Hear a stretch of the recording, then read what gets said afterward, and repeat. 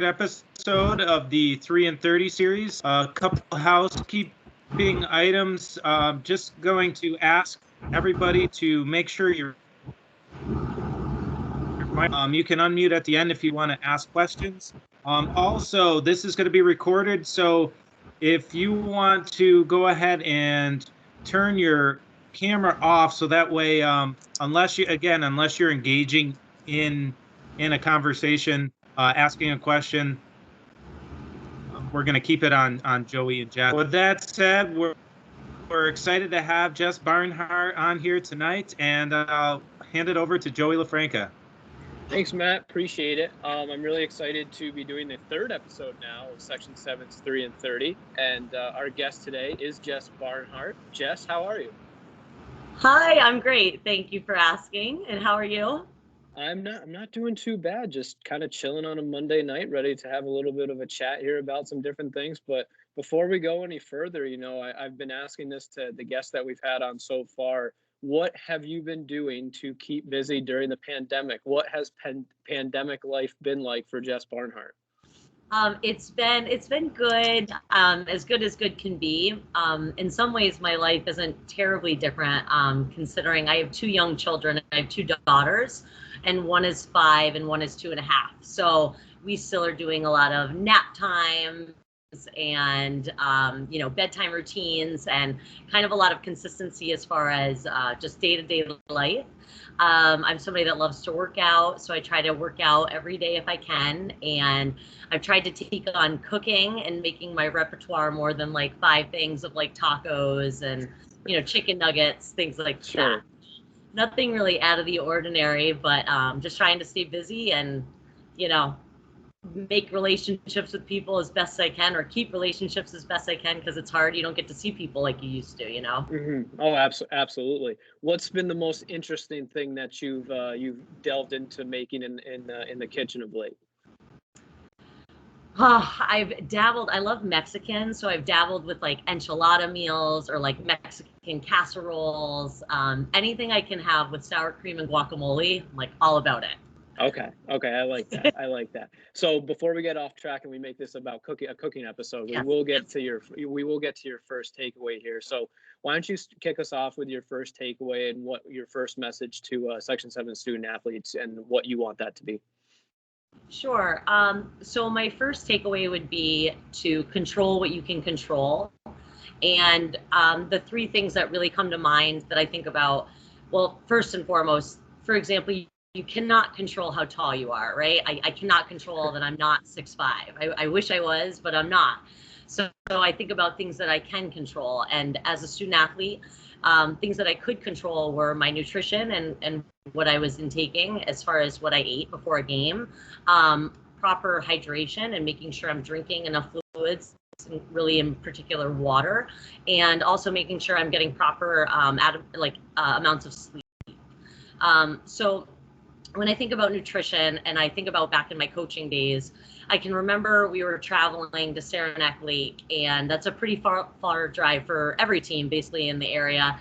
And we were just starting to get competitive, and it was a game that we really should win, but it was going to be a challenge for us. And I remember when we went to the game, before the JV game, I went to use the restroom, and on my way back in to go watch the JV game, I saw my players like eating in the lobby before the game. And so get to my game and the varsity game, and we end up being in a tight game, but we lose. And as a coach, you go home, you reflect, you think about, the game, you analyze, and you think, okay, what could I do to make changes or adjustments or tactical changes? So the next day at practice, I brought our team in and we talked about the game. And then I thought about something that I told them, and I said, something that we need to make a change to is what we're eating.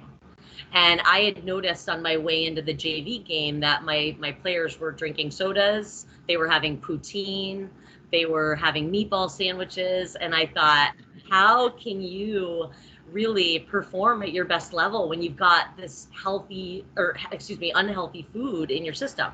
So I gave them 2 options. I said, okay, from this point forward, we're going to have team meals, and you can either take a list that I'm going to give you, and you can go to the store and you can get these items off the list, or I will go to the store and I will get this food and we're going to eat together every game as a team. So they, of course, opted for me to go get the food, which I was more than willing to do. So before me becoming an actual mom, I really learned what it was like to be a mom. So I'd go to Sam's Club and I would get like bulk of stuff. And I asked our home and careers teacher if I could use her room for some of the cupboard space. I used their fridge, and I literally would go get food every week.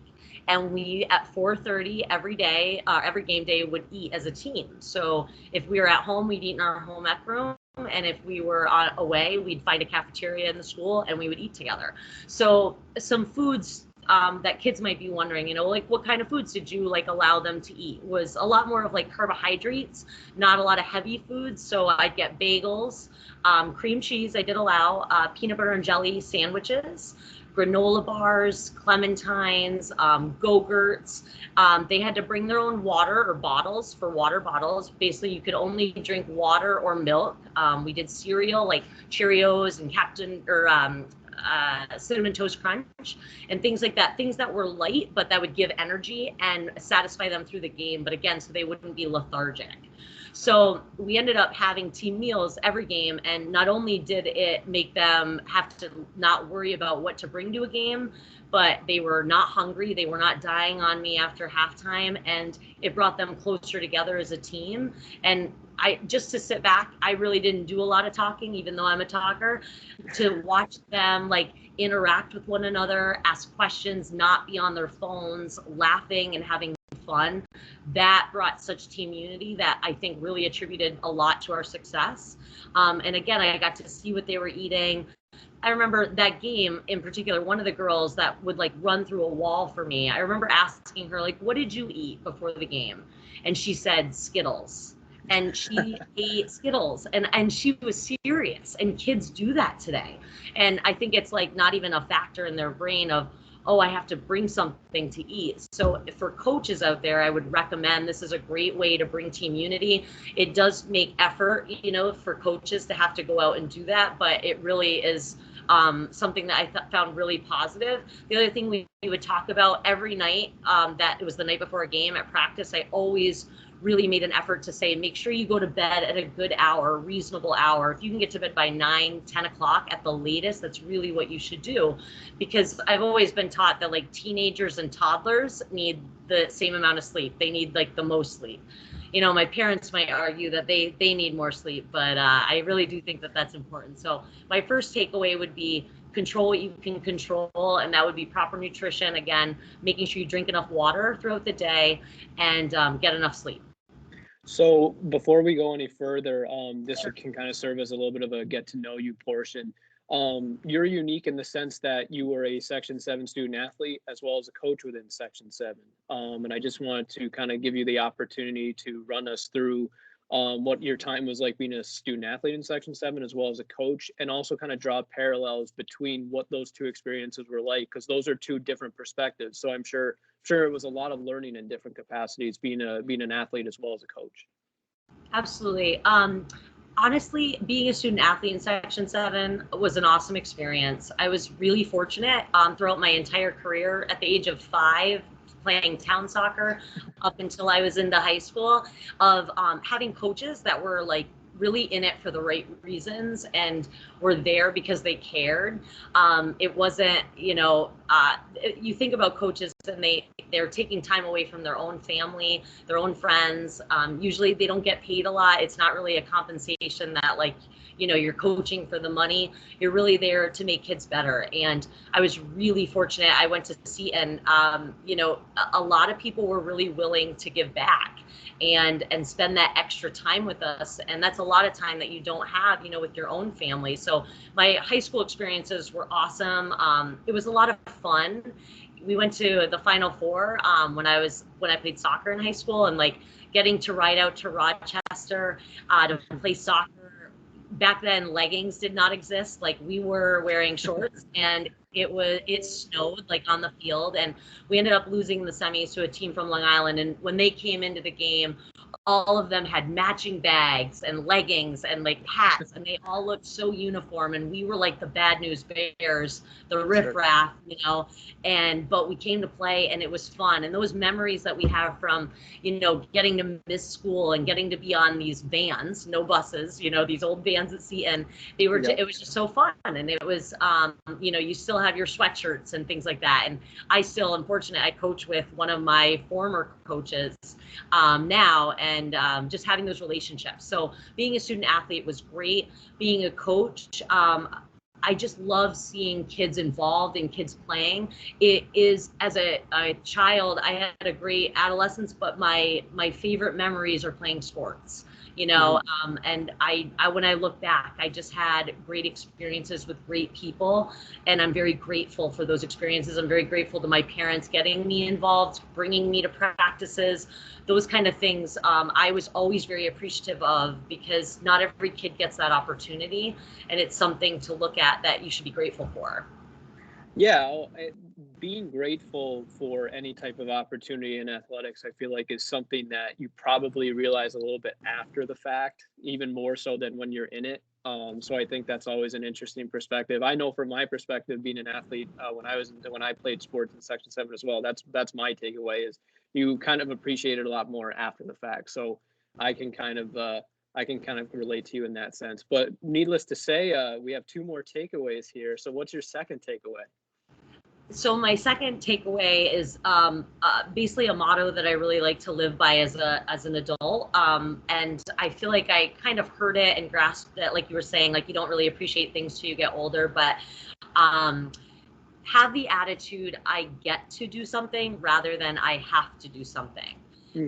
I think it is so important to remember that you get to wake up every morning, that you get to go to school, and that you get to play, and you get to compete, and you get to get better. Those things are so important, and I think we lose sight of it so often. You know, you think of, oh, I have to go to practice today. I don't really want to, you know. And one thing that I've actually used with my classes as a teacher, I've talked to kids about when they're not necessarily wanting to have class or whatnot, or have to move. I try to remind them that there are actually children their own age in hospital beds across the country that have terminal illnesses, like such as cancer or disabilities, and they can't move and they don't have that opportunity. And you really need to start thinking of how fortunate you are. And getting to compete was something that I absolutely loved. And now as an adult, I don't have that same ability to compete. So something I do is go to the gym every day, which I love, and I'm competitive in my own way in that way, but it's not the same. And to really value the time that you have, because you never know when that can come to an end. You know, you could have a really significant injury. I was unfortunate in college. I had some major injuries. I ruptured my Achilles my junior year of college, and that's a really serious injury. And I think that also might have been the time where I really realized the importance of you get to move, because I had to learn how to walk again, and I really had to work hard at being able to come back to the game.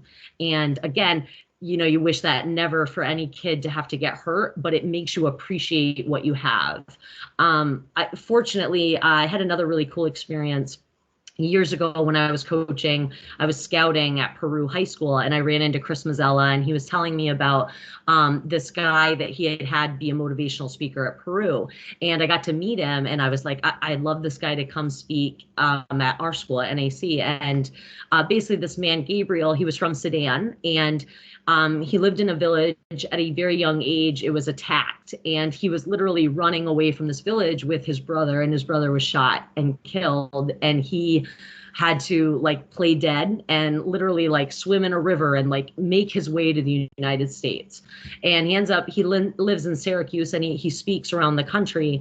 But when I met Gabriel, one of the things that really resonated with me was that he said when he came to the United States, he saw these yellow limousines, and they were everywhere. And he was like, what are these yellow limousines? And people from the United States were like, oh, those are school buses. And he was like, oh, what is that? And they were like, well, like, it will go to people's homes. It picks up the kids, it brings them to school, and then it will bring them back home after. And he was just like, I'm so impressed and like, no way, kids get this? Like they get this for free. And this is every day, because in Sudan, you walked probably barefoot everywhere you went.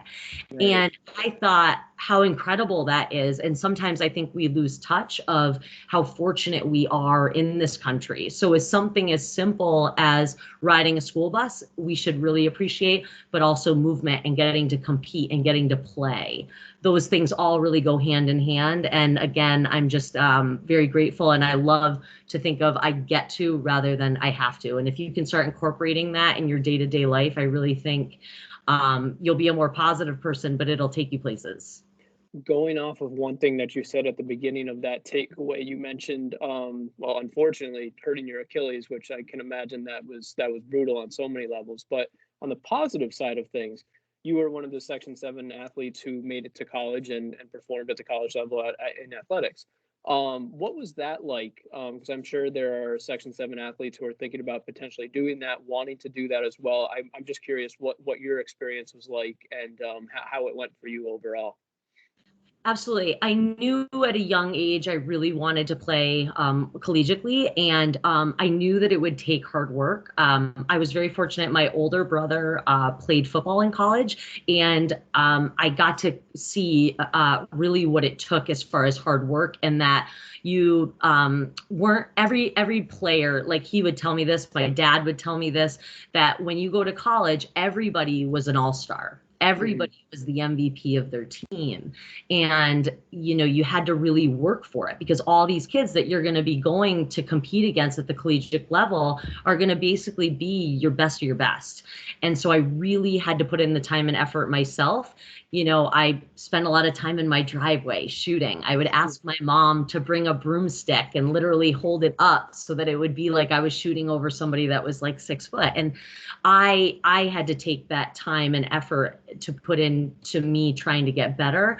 And I think it's so hard in this day and age, because student athletes, they are on their phones and they look at Instagram and they look at these TikTok things, and people become famous for basically not necessarily doing like a lot of work. But these athletes that we see, the Tom Brady's of the world that just won a Super Bowl last night. Sorry if you're not a fan, but these people have put their time and effort in. I mean, he was drafted like 199, right, out of the draft pick, but he worked his butt off to get where he is. And that it was the same for me. I worked really hard, and I also bought into what my coaches and people that wanted to help me had to say.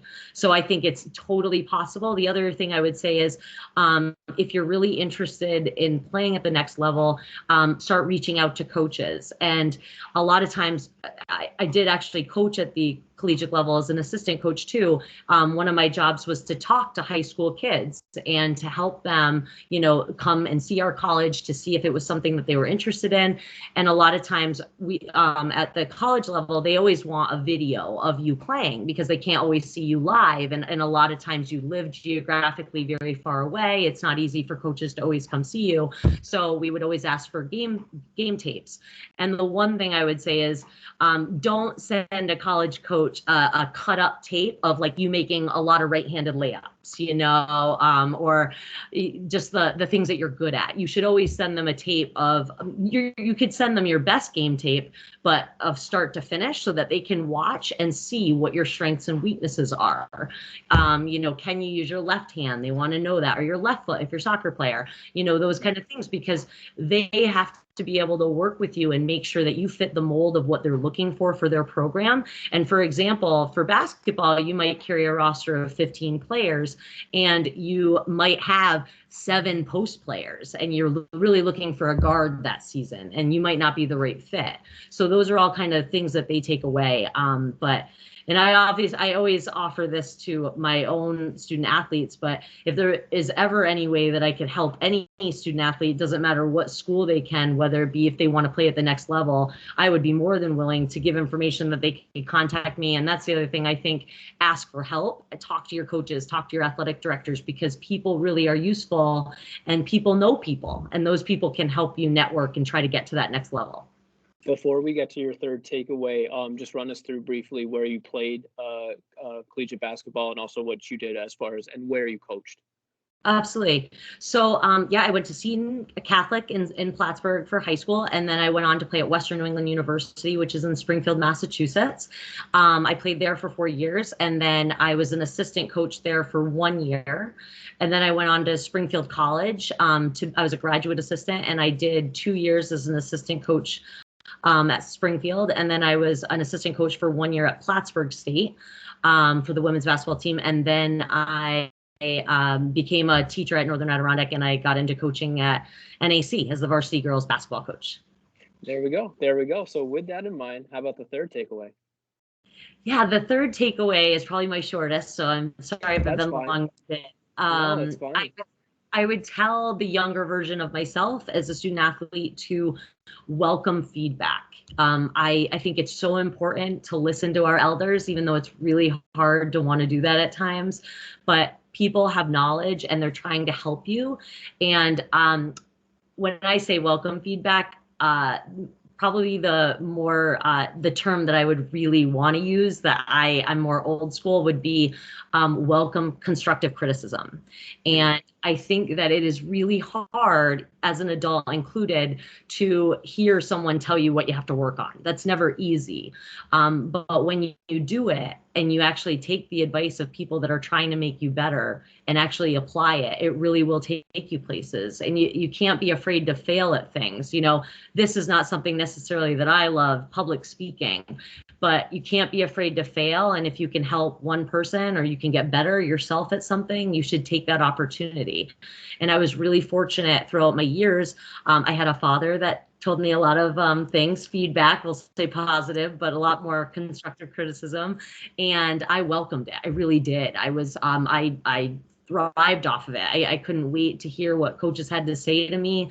And I really, truly applied what they said. You know, my dad used to tell me an example would be point guards are a dime a dozen. You've got to be able to use both hands. You've got to be able to, you know, shoot from the outside. And he was right. When I got to the college level, a lot of people could handle the ball. And those things really were important. And I'm just really thankful that I did take the advice and I listened to people. And I know it's hard, as I said, but take it and try to just do your best. And if you work hard every day and you do your best, I really do think you're going to go places. Yeah, I completely agree. And I think the constructive criticism part of it that you mentioned is so important. Is you can have people tell you all you want, you know, you're the greatest at this, but the only way you're going to improve is if somebody tells you like, hey, you might want to do this a little bit differently or something like that. And the more receptive you are to that, the better off you're going to be in the long run. And that goes for any sport, and that goes for anything in life, really. Doesn't matter. So I think that's a great third takeaway. You saved the best for last. Well, thank you. Thank you so much. So before we go any further, I'm going to kick it back to Matt real quick. Matt, I'm going to allow you to kind of open it up for questions that anybody here might want to ask. And if there are no questions or anything, no worries. I do have some couple other things that I can certainly ask, but I want to allow this time first for anybody else who might want to ask a question. Sure.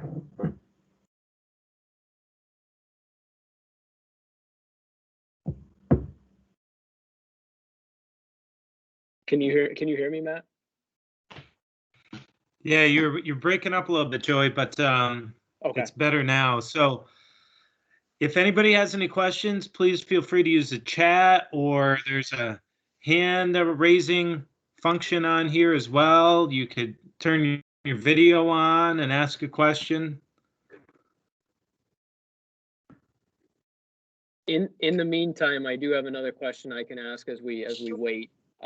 So the one throughout everything that you just had talked about, the interesting thing that I kind of took away from it is obviously local kid, you had a lot of success here. You go away, you go to Massachusetts, and you have a good collegiate career in Boston, in the Massachusetts area, I should say. And then you come back. What kind of drew you back to the area after kind of going away and then coming back? Yeah, actually, I can remember going, I had a job interview in Boston, Massachusetts, actually. And I remember I had friends in Boston, and I was so excited. The thought of living in Boston, like, oh, it's a great city. Sorry for the Yankee fans out there. And I went, and I had this job interview, and I remember leaving and driving and sitting in traffic. And I thought, I don't want to live here. I love coming to visit, but I really don't want to live here. And I didn't get the job, and I ended up meeting my husband, and I really love the area here. Truthfully, I think I'm drawn to my family. I think that they're forever going to be in my world, and I wanted to be near them to experience things. And I love the area as far as raising a family, and I think that there's a lot of opportunity here, and I just think that there are really good people in this area, and I'm very proud to be from here, and that really is what drew me back. And I thought I wanted to coach college basketball. That's really at one point what I was gearing for. And then I realized truthfully that to be a really good college basketball coach, you have to recruit really good kids. And you have to do that by spending your entire summer in a gymnasium. And as much as I love basketball and coaching, I didn't want to spend my entire summer being on a bleacher. I wanted the idea of getting to teach kids and make kids better, and at the high school level where I could get them ready for the college level. So it was kind of the best of both worlds, because I also knew I wanted to have a family. So that's really in a nutshell. Yeah, no, that's perfect. That's perfect. Matt, I can allow you to see if there are any questions or anything like that, or I can just keep going, but let me know what you want to do. Yeah, we got a question here, Joey. So my daughter is a runner, but our question is, what is your advice for any off-season training or break, or what would your advice be to the runners out there, Jess? Yeah, In absolutely. the off-season, right? Yeah, no, that's a great question. And definitely when it's really cold outside, or the idea of like slipping on ice, those kind of factors are just real, and you got to be really careful. It's funny. My husband's a hockey guy, and he's from Canada. And I feel like maybe I'm speaking, incorrectly, but I feel like in Canada, a lot of times hockey players, for example, tend to play hockey all year round, and they maybe only play one sport. I'm a really big believer in playing 3 sports if you can, or at least playing 2. I think it's really good for muscle development and foot speed and different, just making you stronger in different ways. So if you are a runner, for example, I would think that maybe doing any type of muscle development by just strength and conditioning on your own, whether or not it's weightlifting, but it doesn't have to be drastic. Like CrossFit is a great form of exercise, but it's not for everybody. So if you can weight train and try to develop strength, not just in constantly running, that is also going to improve your running. I also really, as I said, I'm a believer of if you can play other sports, and it might not be your best sport, but it can only strengthen you and again develop you in different ways. We have people that wrestle at our school, for example, and I always say you should play soccer because it will increase your foot speed, which is a benefit to wrestling. Even if you played in goal, you're using your hands. There's different ways. So anybody in the off season, I would definitely recommend doing some sort of strength training or potentially playing a different sport.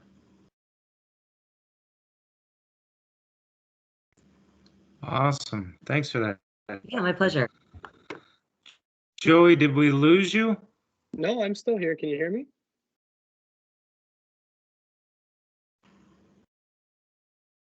Yeah, maybe it's a little shaky tonight. I see Joey. Yeah, I can hear you.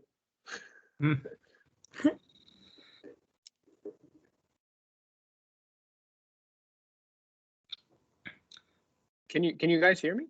I can hear you. Yeah. I'll kick it back to you, Joe. Oh, perfect. If you want to wrap up. Yeah, absolutely, Jess. I just wanted to thank you once again, and you actually said the final thing, but I wanted to ask kind of one follow up to the 3 sport concept that you had mentioned a little bit. I think that's so important because I feel like there's a lot of 3 sport athletes within Section 7. as far as balancing whatever three sports you play, obviously you're probably going to have a little bit more of passion for one sport than you're going to be for something else. But at the end of the day, the importance that you mentioned of having three different things for a lot of different benefits, from your perspective, what do you think you benefited from the most being a three-sport athlete? Definitely staying in really good shape.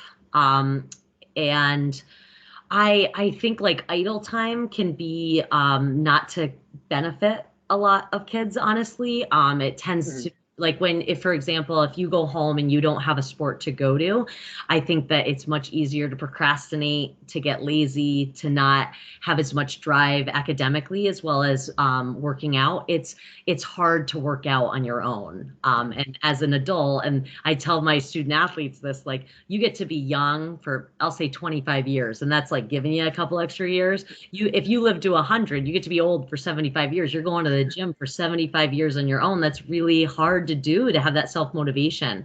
So by getting on a team with people that are there, it makes it fun, and you never know, you might get really good at it. And you might find a lifelong sport, such as tennis was for me. I only played it my senior year of high school.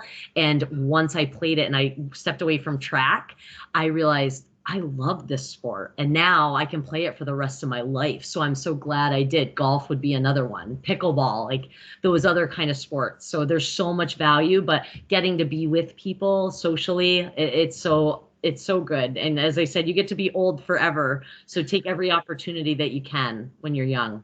I can relate to you in the sense that I played soccer, basketball, and then I did golf. And golf is, like you just mentioned, something you can always do. And I still do it. I'm not very good at it, but I still like to play it. Yeah. You know, so hey, that's all that matters at the end. But hey, I think this has been great. Before we wrap things up, I just wanted to thank you again. I'll kick it to Matt to kind of wrap things up once again, and thank you again for taking the time to talk with us. Oh, my pleasure. Thank you for having me.